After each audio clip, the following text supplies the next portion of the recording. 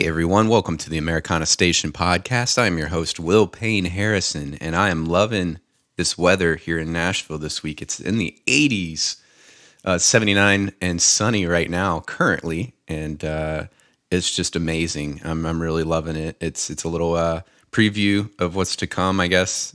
It's late September, October. Yeah, what's going on in my world? Well, we've got a new host coming in pretty soon, and her name is India Ramey. If you haven't heard of India, make sure you check her out. She just went on tour. She was up in Chicago and I believe maybe Wisconsin, but she's been on the road with her band, so she had to miss a couple of these new episodes, but as soon as she gets back down, which should be sometime soon this week or so, we're going to be booking some podcast episodes with her, doing the interviews. I'm really excited to introduce you to her as a host, as well as please check out her music. India Ramey, she has a new-ish record called Shallow Graves that came out, I think maybe a year and a half ago. So make sure you check it out. It's amazing, and she's an incredible musician, but also super excited to have her as a host. And so that's a big announcement that I'm really excited about. More big announcements. So coming up on the podcast, today we have Dominique Pruitt, which we'll talk more about in a minute. We have Corby Linker, who just released a new record and is also writing some feature-length films and doing some really cool stuff. He's just all around talented, super awesome guy. And coming up on the podcast, I'm pretty excited about this one. I have to be honest, at first I wasn't necessarily that excited, but after talking more in depth with his publicist and getting more information about him and actually speaking to him, super excited to have Todd Tillman, the winner of The Voice last year, on the podcast. And I know that seems a little out of place, especially since his background is in gospel music, seems a little out of place for this podcast. But after speaking with him, I can guarantee that it's one of the most interesting interviews. He's a super, super cool, down-to-earth guy, and he loves country music, and that's what he wants to do. And it was really cool talking to him and seeing what's going on in his life. So we'll talk about that. There's lots of really cool things in that episode. We had a episode scheduled with Juanita. Unfortunately, she got sick, so we're rescheduling that. But by some weird coincidence, India, who was also scheduled to interview her, was sick as well. So wishing the best for both of them, getting better. And as soon as they're both better, we'll do that interview. We got more in the pipeline coming too as well. I'm really excited about it, but we'll speak about those as they're officially booked and such. So we've got a good 2 months coming up. We're introducing a new host. Super excited about having her on. Can't wait to introduce you to her here in the next few episodes. And I'm recording a record right now, so I've been my head's down. I haven't been playing too many shows. I did play with Don Kenny, Julie, and John Pinnell.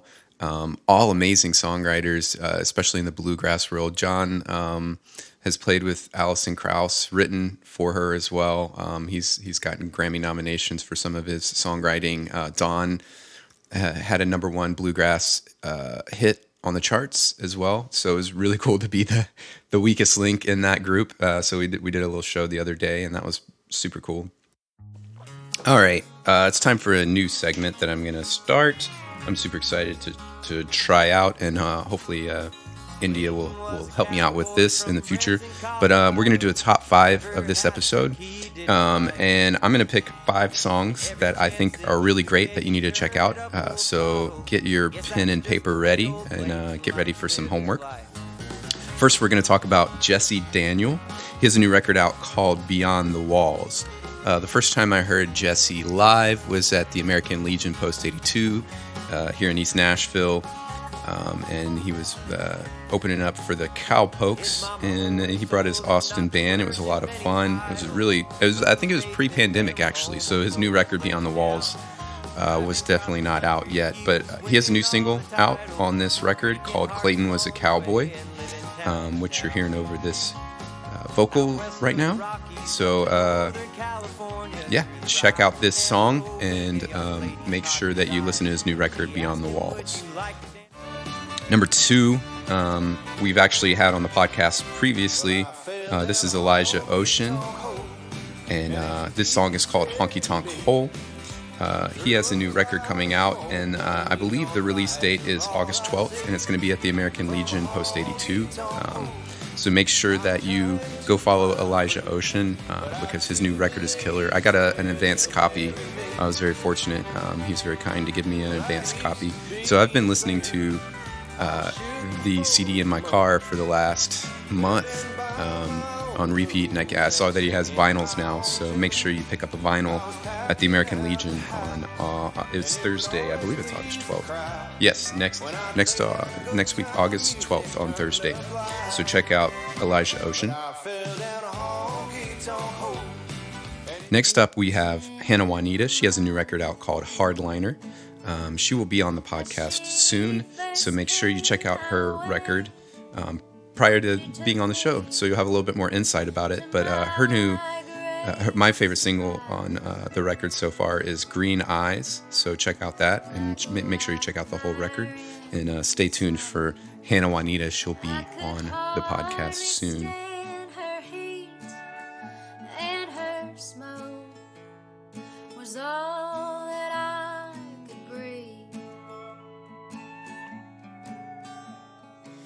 Someone we haven't had on the podcast, and I've recently just discovered, I've heard his name quite a bit out in the social sphere, but I was actually tuned into WMOT, Roots Radio, on it was actually Lightning 100 on a Sunday night. They have the live at 3rd and Lindsley, and John R. Miller was on, and I was like, who the hell is this? This guy's great. So if you haven't heard his new record, Depreciated, make sure you check out John R. Miller.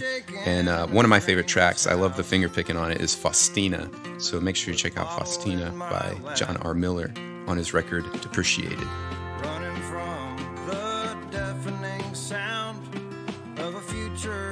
Finally, I had to do it.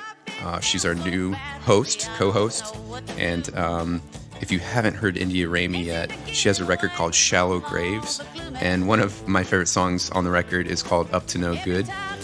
Make sure you check out the whole record, but Up to No Good's really a banger, so make sure you check that out, and we'll introduce you to India shortly.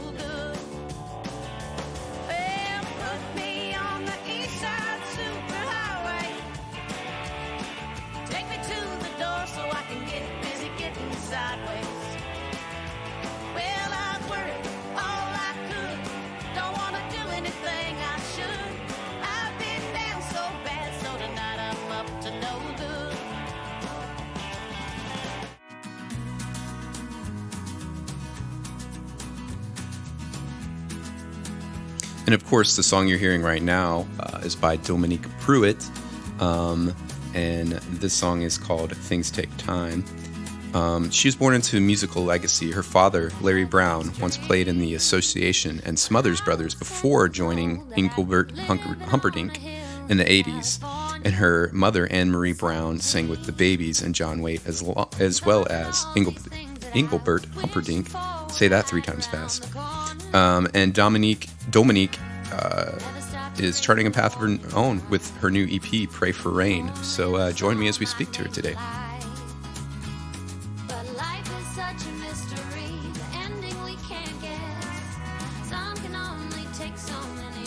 Hey everyone, welcome to Americana Station. This is Will, and today I've got Dominique Pruitt with me. Did I say your name correct? Dominique Pruitt? Yeah, well, technically it's Dominique if we want to split hairs. My mom is French, so it's Dominique, but Dominique works. That's what most people use. So, either way. Awesome. So it looks like a little background about you. You were, your father has been in the music industry for a long time. Larry Brown. Actually, both my parents, my dad and mom. My mom's a singer as well. And that's how they met. They were both in Engelbert Humperdinck's band together. But my mom sang with the Babies and John Waite.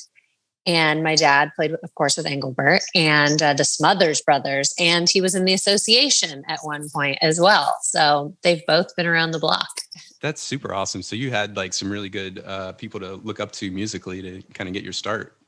Yeah, very much. And it was just like all of their friends were musicians. Like I was immersed in just a life of incredible musicians too. I was like spoiled rotten. Like every birthday party was like a jam of a melting pot of like all of the best people from every like incredible band ever. So I was kind of jaded and spoiled at the same time. But yeah, it was cool. And I think maybe I tried to rebel a little as a kid. And I always loved to sing, but I never was like, I don't know, maybe I was fighting it and was like, oh, I don't want to do that. I want to do some other performy shit. But yeah. It ended up when I was a teenager, I realized my true destiny. It's so funny because growing up, I was like, I will not do country music because, you know, I came from a small rural town and everyone was like redneck. I'm like, I will not fall into that trope. Here I am. So yeah, you try to run away from it, but you can't. Right. You always come back to your roots in some aspect. New and improved, though. So you write with your dad sometimes as well. It looks like one of the songs, Even My Roses Are Blue. Yeah. So the first record we wrote almost entirely together. That record was a long time ago now. That was like in 2013. It was an EP I released back then. But yeah, and then Even My Roses Are Blue, we wrote together. I think I was in a very comfortable zone writing with him. So to kind of like shake me out of that comfort zone, I did push myself to write with more people. And I had met more people. And, you know, I don't know. I like that about co-writing is the diversity. And also, I'm not writing necessarily with country writers. I'm writing with people who write like K-pop and like dark, like goth metal. Like I'm like all over the board, but I kind of think that's cool because it brings a different perspective to people who aren't in that like bias, like exclusively Americana or country frame of mind. And I don't know, I like the fresh perspective. So that's cool. But yeah, I do write with my dad.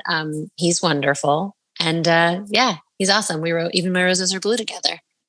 So have you always been in LA or is this a more recent move for you? I have. I'm like a born and raised Valley girl-ish. My dad was raised in LA and then my mom moved from Canada when she was 11. So both of my parents had been in LA forever. And they'd never moved elsewhere. And then I was born here. And I mean, I moved around the city a bit. I lived in Silver Lake for a long time. I lived in the burbs a little more. And then now I'm actually out in Ojai, just about an hour and a half outside of LA. But yeah, Southern California, we're spoiled rotten. So it kind of has my heart. We'll see if I ever depart California. So how does that like LA culture affect your songwriting? Because I know there's like so many amazing songwriters out there, but it's like such a different style of writing, even from like Nashville, you know, songwriting. Yeah. You know, I honestly haven't co-written with too many I'm like trying to think about it, but like besides AJ Hobbs, who I wrote Praying for Rain, that's the first track on the EP and obviously the title track of the EP. AJ Hobbs is like a super country Americana artist. And he's an old friend of mine. I knew him before we were both really like seriously making music. But besides him, I haven't written a lot with any of the country people. There's an incredible scene. I'm so lucky to like be somewhat immersed in the whole Grand Old Echo scene, you know, our little Americana scene in Echo Park. Yeah. But I've mostly written with people who are outside of that realm entirely. Just the people I had met before I was really in the Grand Old Echo moment were like pop writers and producers from other realms. So I have been writing with other people, which is, again, what I think is kind of cool and refreshing is it's people who give like this maybe more mainstream pop element to my music, but still totally can hone in on what it is I want to make. And that's important to me too, because I would never say I'm a country purist. I love pure country music, but when I write, there's definitely a lot of influences, maybe too many sometimes. But I kind of think that's a cool perspective is that I write with people who are doing like pop and other really random genres. Yeah, well, I mean, anyone who's a country purist is really just a purist of like a certain era of country music, I feel like, because country's always borrowed from blues and pop and, you know, rock and everything, you know, so. Yeah. And look what they're calling country nowadays too. Right, exactly. So there's lots of it. So what was the process like for recording the record? Did you do it while you were locked down? Has it been a while that you've had it ready to go? I have been sitting on it a while, actually. Luckily, we did most of it.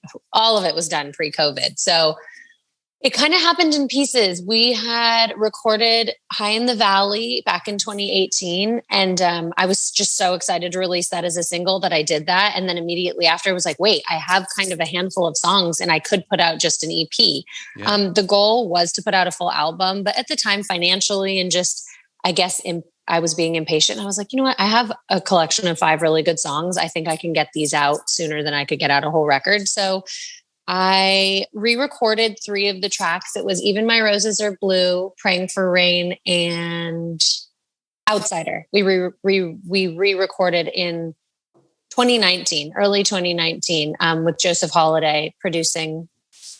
And then I had my band actually play on it. The guys that I've played with live for years, we'd never really recorded together, which was crazy. On my first EP, it was before I met my band, and it was like, I was signed to a label. It was a whole different situation. So I had really incredible studio musicians, but this was like a new experience playing with the guys that I'd played live with for years and years. So that was super fun. And then we were finally going to put it out in it takes time. So 2020 rolled around. I had ordered the records at the end of 2019 and was planning on releasing the record in spring of 2020 when I was set to play Stagecoach.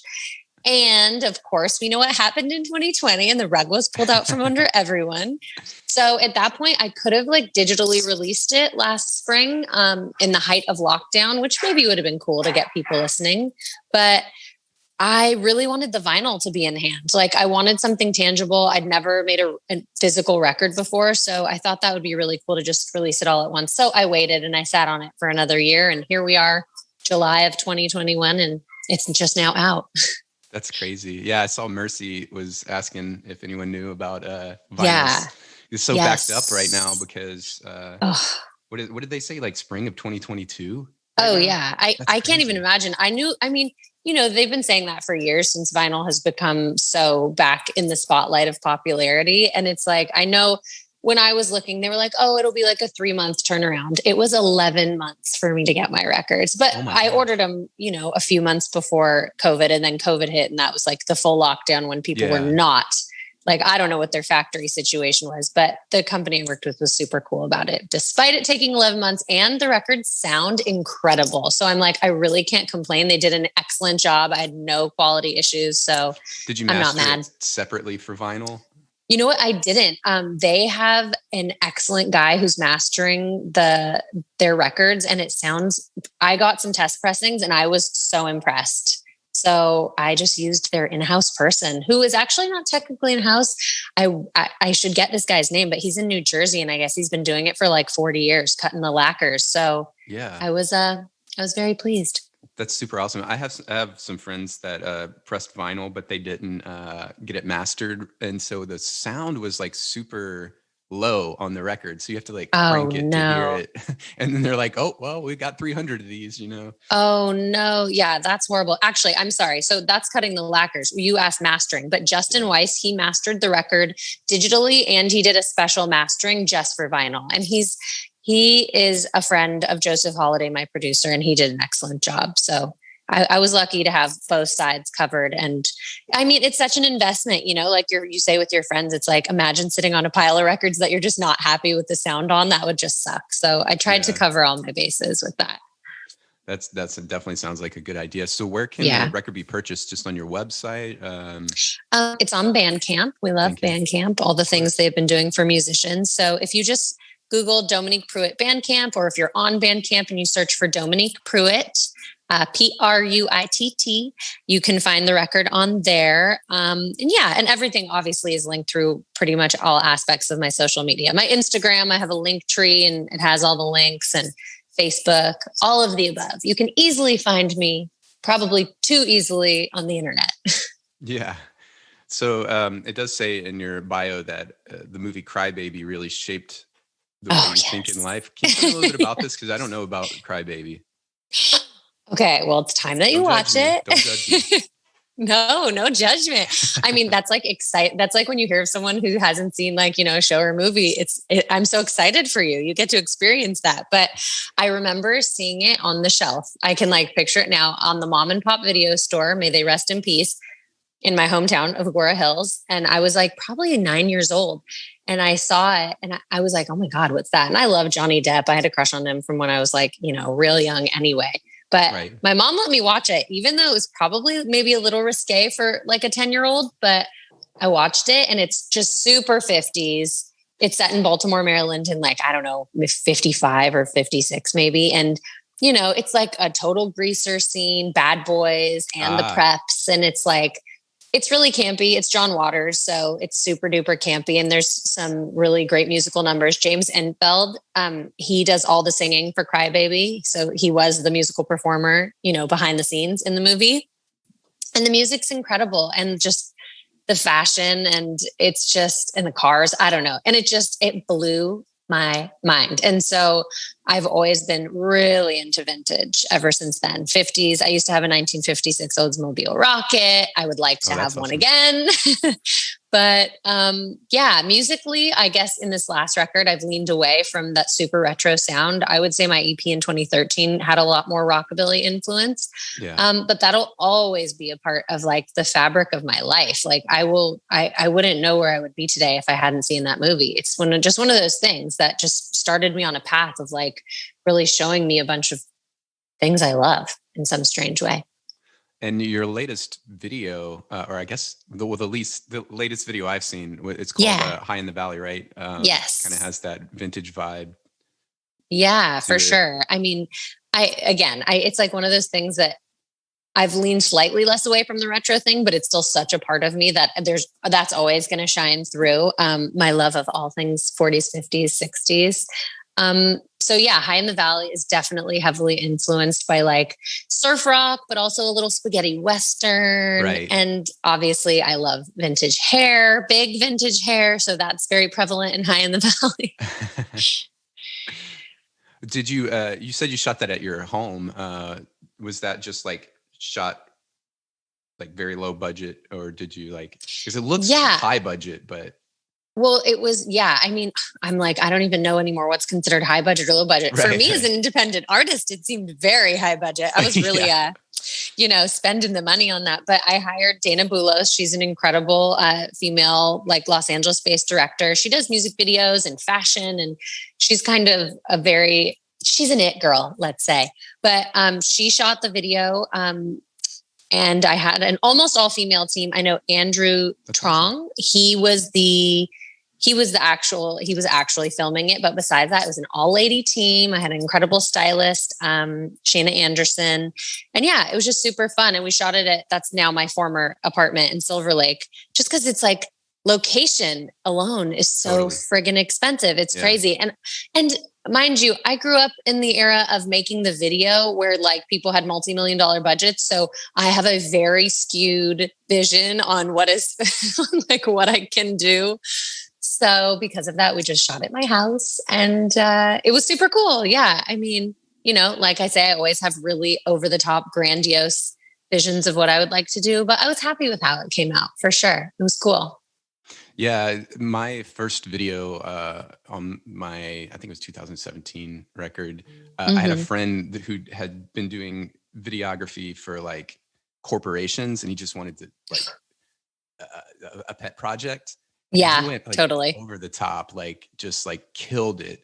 That's amazing. And gave me like a really good deal. But then after that, like everything after that is like so low budget in comparison to what I've done, just because I don't have a ton of money to throw around for videos. But it's so funny if you like look at my YouTube, it's like that first video is like super awesome, and then the quality kind of goes down a little bit. Right? You were spoiled from the get-go. You got in on that ground level. Yeah, well, the video thing is hard. I'm the one thing, like I like to think I'm pretty good at a lot of the aspects of the music industry. The one thing I'm bad at is like storyboarding. I can't do it. I don't understand. Like I'm too on the nose. I'm like, okay, this lyric says this, so we're going to do this, Yeah. So I need some sort of producer that's like, no. You gotta. But that's kind of the fun part is like, it's like we all have these circles of people. I'm sure most of us have these circles. Most of us as musicians have these circles of creatives around us that just kind of, if they don't dabble in it professionally, they're willing to try it. And you can get so many people in so many aspects that are good at so many things, and, you know, styling, hair, DP, videographers, you know, all these things that can really, I don't know. I think teamwork makes the dream work, you know? Hell Musicians, you don't necessarily have to have the full vision. Some do, some don't, but I think that's what's cool about calling in your creative friends. So, Dominique, how has touring been for you so far? I know everybody's just kind of slowly opening up, and I know I've seen that California's kind of getting a little bit more restrictions again. How has that been going for you? You been able to play anything live yet, or? I haven't. I was always more of like, I don't know. I was always playing a little more limited myself. Like, I was never touring a ton. So for me, I want to play, but it was almost like in California, we were kind of waiting to see what happened. And suddenly the lid was blown off and shows it was like overnight shows came back here. Yeah. So, I was kind of just waiting to see what happened. And then, 2 weeks ago, I was hearing more and more shows happening and hearing friends going out. And I was like, oh, well, okay, maybe like early fall, September, I can be playing something like that. But now I feel like we're kind of rolling things back. And I don't know, with the uncertainty, I would love to play. But I don't know. I'm not super desperate to get out right now. Obviously, I would love to be playing live for a crowd sounds incredible, but I just don't want to keep planning things and canceling them. I hate that feeling. I hate having to do that to my band. Totally. And every other aspect. I'm just going to wait until I feel a little more solid, whenever the hell that is. But I'm just going to kind of wait and see what happens. I'm going to let everyone else dip their toes in the water first. Let them be the canary, you know? Yeah. I hate to say it. Once I feel I can plan though, and just won't have to cancel, like canceling sucks. So I just want to, Sorry. I had a 3-week tour that I had to cancel back in March of 2020. And since then I'm like, I'm just going to I don't need that disappointment right now. And plus I'm working on a record. So like, just give it a break and let other people, like you said, be the canary. Of course. I'm so sorry. What timing too, right? It's like, you think when you're playing, that was the thing for me too. I think it was March 11th was like my last day of like normal life around that date. Yeah. And I had a show planned for the next weekend and I hadn't played in a while. So we were like rehearsing. It was getting exciting. The EP was coming out a month later. And it was like, oh wait, this is not just that 2-week lockdown they initially discussed where they're like, oh, March 31st, April 1st, we're going to reassess everything. It just was so devastating at the time and just shocking. And we still didn't know what was happening. And it was a major bummer. Yeah. But so right now it's like, it's such a, I see people, full capacity shows and stuff like that. And that's cool. And I've been going to some shows. I just don't necessarily, after touring for 5 years, I'm like, you know what? It's fine. One more year won't kill me to be on a break and figure out what's going on. Yeah. And that's cool. You're recording a record too. That's exciting. I need to get into that right now. I'm like, I need to now that it feels safe to like congregate with smaller groups of people, at least I'm like, okay, maybe it's time to really focus on that, to shift the focus during this off time of playing and touring. Well, and to just kind of roll into this. So were you like one of those people that wrote a lot during lockdown? Because I was, and I have like almost 2 albums worth of material now. I envy you. That was not me. That was not me at all. I wish I could bluff and be like, oh my God, I was so creative. But like 4 songs a day for a year. Yeah. Oh my God. No, not me really. Oh, okay. Well, I was going to say that's crazy in any stage of life, but no, I wasn't creative. I mean, I definitely think I was like collecting inspiration, which I always am. That I guess you can't deny.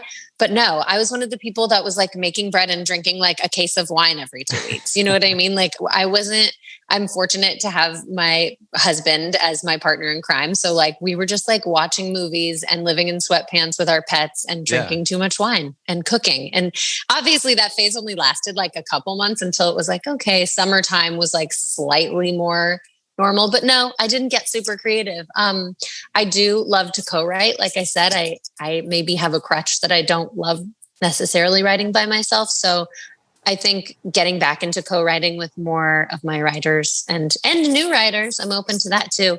I think that's kind of like what's next on the horizon for me to get out of my COVID slump. Yeah. Do you ever stop by like Nashville to do some co-writing? I mean, I'm trying to. I was supposed to be in Nashville in April of last year, and that, of course, again, didn't happen. And I was trying to maybe link up with writers, and I wanted to try to play a show or sit in with someone. But, you know, again, it was like the first week of April I was supposed to be out there, and then that didn't happen. And then I was going to maybe come for Americana Fest, but that I was feeling uncertain about too. So no Here plans. In September? Yeah, I was hoping, but I was just feeling maybe a little too reticent. That's a lot of money to spend to not know if it's actually going to be like, if it was like a normal year, hell yeah. But like, you don't know what it's going to be some sort of hybrid this year. And I hope it goes well. I hope everyone enjoys it and it's fruitful. But for me, exactly. It's just so expensive, and I'm sure the prices on everything are jacked up because of it. But next year, I hope we're in a better place and I can be there. But yeah, Nashville will be the first place I come co-write. That's for sure. That's awesome. So you said you talked about the Grand Ole Echo. Do you know Elijah Ocean? Yeah, I know Elijah. We've played many a show together.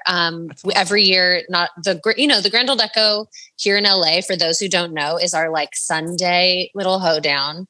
It's lasts throughout the spring and summer.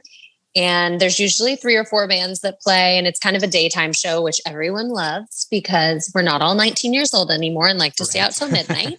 So that's really fun. And it's just like fun. Like you can go at like 4:00 on a Sunday and see like a great band on the patio, or there's bands inside. So yeah, Elijah and I have probably been on several bills together. And it was always fun to play with all those guys.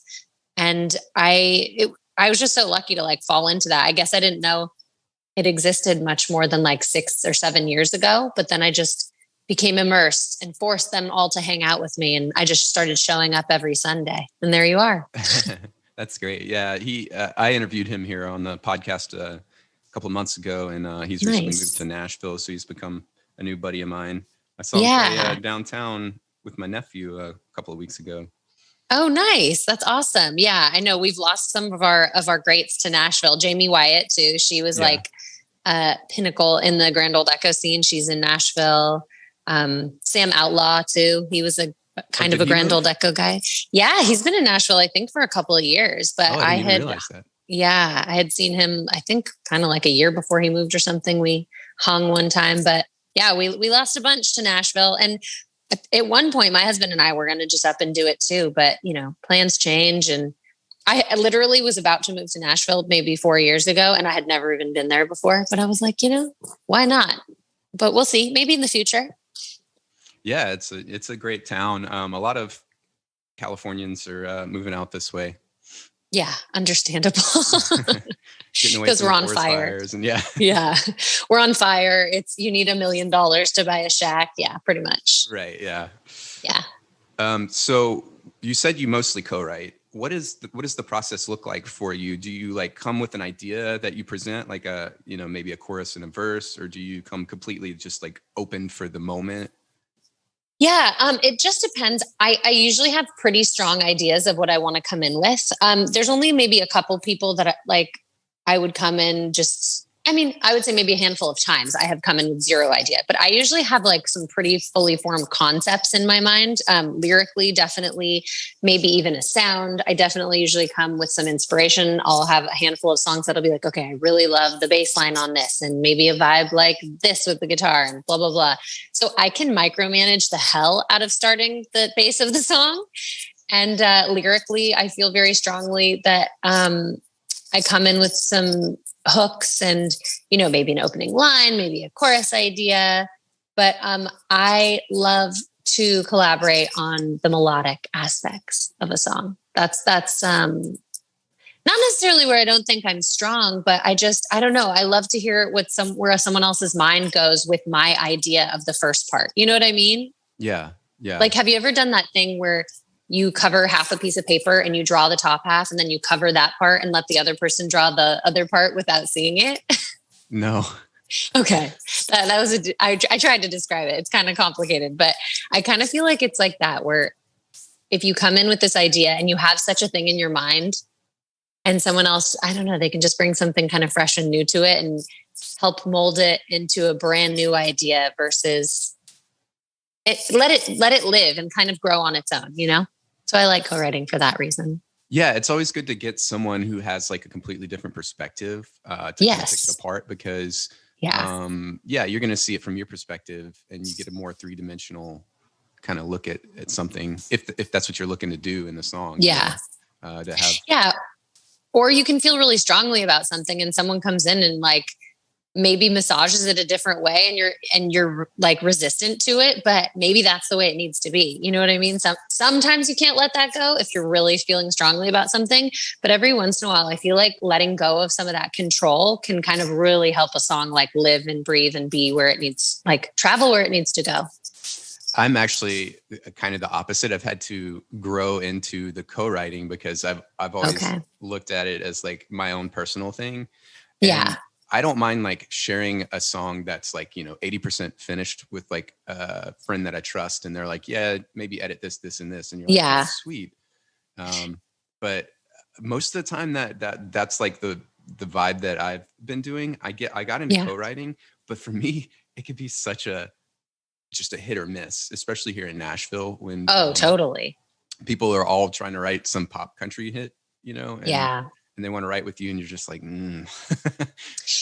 Well, I mean, you make a really great point. And like, it's like dating, like it's literally like dating. And especially if it's a new co-writer that you're not super comfortable with, or it's like, think of it that way. Like you're meeting up with someone you've maybe met over coffee once and you've never written with, and you guys are about to get really, it doesn't necessarily have to be personal, but you're exposing parts of yourself no matter what. Even if the song's not personal, it's like, it ends up being a personal, emotional thing. And it just can be like a really bad blind date. So when it goes well, it can go really well. But I totally agree with you that like, it can be really hit or miss, especially if you whip out one of your like A+ ideas and you waste it on a song you don't like. That's the worst feeling ever. So just that's like dating, one of my. You don't whip out your A+ on the first date. You gotta fill it out. You gotta like. Yeah, I wrote with someone who's doing really well in the pop world right now, and her manager is a friend of mine, and was like, "I want to set y'all up." I'm like, "I just don't think." I listen to her stuff. I'm like, "I don't think this is gonna work." We get there, and she's like, like I'm thinking about the composition of the song and the lyrics, and she's like, "What's the hook? What's the hook?" And I'm like, "I don't write that way. I don't." Like that's just, and so we both left without even really writing a song. Like, I'll call you. Nope. Oh my God. I know that feeling, that ending the session feeling. Ooh, yeah. Well, but that's both. It was just it didn't work, Yeah. And it doesn't always, I think that's what we have to accept too when we're co-writing, is it's not personal. It's just like dating. It's sometimes it's not personal. You just don't jive. The chemistry is not there. Or it could even be the day. Like there's been times I've written with people and it works really well. And then we meet up, maybe a second or third time and it's like, oh God, like this is not jiving. Like maybe it was like lightning in a bottle and it worked really well once, but it's not going to work every single time. But yeah, and that's something you hear so often with people who do write like more pop or more commercially acceptable music, is they're constantly just trying to nail the hook, when some of us as writers are really trying to write from like an emotional place, or we're just trying to evoke a feeling. And they're just kind of almost trying to create a product sometimes. So that can be really hard if you're on different like levels, Yeah. If you can meet in the middle and get something like with a good hook that also has like a lot of depth and that's like a good partnership for sure. But sometimes or a lot of times here in Nashville, it just misses the mark, Oh yeah. I get it. Yeah. That's probably one of my goals, is to really start trying to like write by myself. I'm sure it's like a self-sabotage thing that I'm like, telling myself I can't do it or whatever, but I don't know. I mean, I do also love the collaborative spirit, like I've said 100 times already on this interview, but I would say for sure it's a goal to like write more, to feel more comfortable writing independently, just to see what happens. Who knows? Maybe I am my best co-writer and I haven't known it all these years, but it's fun. I think I'll always do some co-writes for sure. Yeah. It's even if I get really good writing alone. Yeah, it's scary to like lean only on yourself, because then it's like, Yeah, okay, if this sucks, it's me. It's only me. You know, you have no totally. one else to Well, blame. and it's like there's no one else to edit it for you or tell you if an Right. idea sucks, even if you think it's really good, because sometimes we are our own worst enemy in that sense, either too self-critical or not critical enough. So I guess that's where the good friend at 80% comes in, like you said, right? Someone to listen. Yeah, it's great. Yeah. Does your mom or your husband, do they write as well? My mom doesn't really write, and no, my husband does not write. He's super creative, but he has always done like fine art photography. So he's in more of the visual end of things. He's not too into music. He plays a little guitar and a little banjo, but no, he doesn't write, except that's not true. He leaned in on one of our sessions once and co-wrote a song that was supposed to be on my first record. It never saw the light of day, RIP, but that was fun. Him, me, and my dad wrote a song together called Driftin'. But no, my mom has never really written much. I think maybe she wrote a little bit with my dad back in the day, but she was always just really into singing. She played a little piano as well, and just singing was her thing mostly. Yeah, that's awesome. Yeah. I mean, hey, maybe those are one of your people that can give you that 80%, Oh, totally. And it's like, the... my parents don't hesitate. They're not harsh at all. And maybe sometimes they're biased and give me too much praise, but at the same time, they are not. My mom of all people is not one to shy away from being like, well, you could do a little of this or a little of that. Like, I'm very thankful to have the support team I do. I'm kind of spoiled, I see your mother's name is Anne Marie. Yes. I have a song called Anne Marie. You'll have to tell her. Nice. How do you spell it though? That's the question. The same way. Just no okay. hyphen. Okay. Yeah, I will tell her. I'll make her listen. We'll listen together. That's awesome. So what else is coming up for you next? You said that you're kind of waiting out for the performance part of it. Do you have any more videos coming out? Any more singles? Not at this time. Maybe a single. I'm kind of like cooking up some new ideas in the last week even of recording maybe a new single. I always feel like I don't want to just put a single out and then have nothing ready in the pipeline to put out right after. So I'm always a little hesitant, but then again, I'm like, maybe screw it and I'll just put out a new single soon. But just writing more, and I hope recording a new record. And I mean, I know these are all very vague ideas, but hopefully playing in the fall, hopefully things get a little better. And I hope not waiting another 7 years to release an EP. That's for damn sure. And definitely 7 I would years. say, wow. Well, that's how long it was between my EPs. I know, it's, where does the time go? I don't know, but it won't be that long next time, that I swear. And with the single even, I mean, I hope to release a single in the next 6 months to a year for sure. So recording is on the horizon. That's awesome. So we got, what is your website? It's DominiquePruitt.com, just my name, Domini. There's 2 I's, QUE. And if you just Google Dominique Pruitt music, you can probably find all my socials. I also have the Bandcamp, which has everything on it. I got a SoundCloud. I got Facebook, Instagram, Twitter. I'm Tumblr. Pick a social media channel. I'm on all of it. Well, Tumblr's like my visual inspiration. I say that's like what the inside of my brain looks like. So that's more of like a photographic journey through my inspiration. I still don't understand TikTok. I just don't. I don't get it. Oh, well, that's the one social media I don't have. So I'm with you. Okay. No, I'm with you. Yeah. I have friends who like repost funny videos that I like to watch, but I'm not there yet with the TikTok. Much to the chagrin of Rachel, my publicist. She really wants us on the TikTok. I'm not there yet. Rachel, my friend Cody, a bunch of people are like, use this hashtag guitar, whatever, solo guitar talk or whatever. And I'm like, okay, I'll try it. But yeah, I don't know. For me, Twitter and Instagram work great. I don't really do Facebook too much, but I don't know. TikTok, maybe we'll figure it out one of these days. Whenever it's not cool anymore, we'll figure it out. When the kids are over it, we'll jump on it. Well, thanks so much for coming on, Dominique. And really excited about your new record, Praying for Rain. And everyone go take a listen to it. Go buy that vinyl. Is it a 7-inch or? No, it's a 12-inch. It's a 12-inch? Yeah, 12-inch vinyl, baby. Heck yeah. And yeah, I hope to see you soon here in Nashville. Awesome. Thank you so much, for sure. Thanks.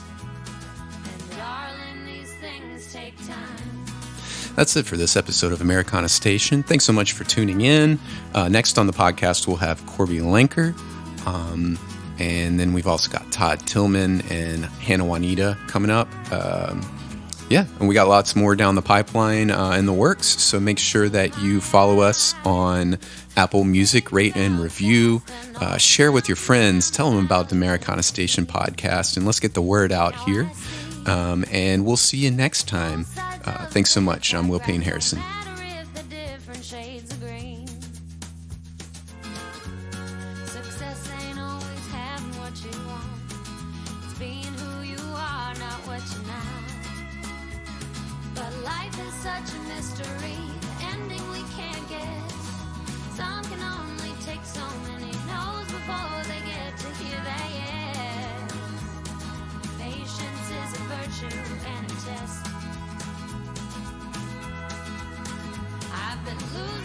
So long and watching others pass me by.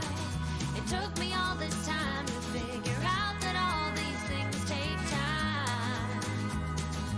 Nothing ever happened overnight. And darling, these things take time. It may not work out the first time, or the second time, or 100 times after that.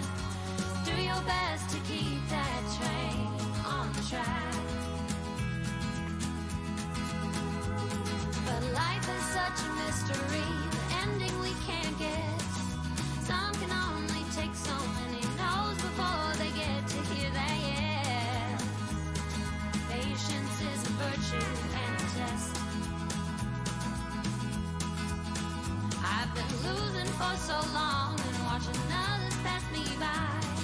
It took me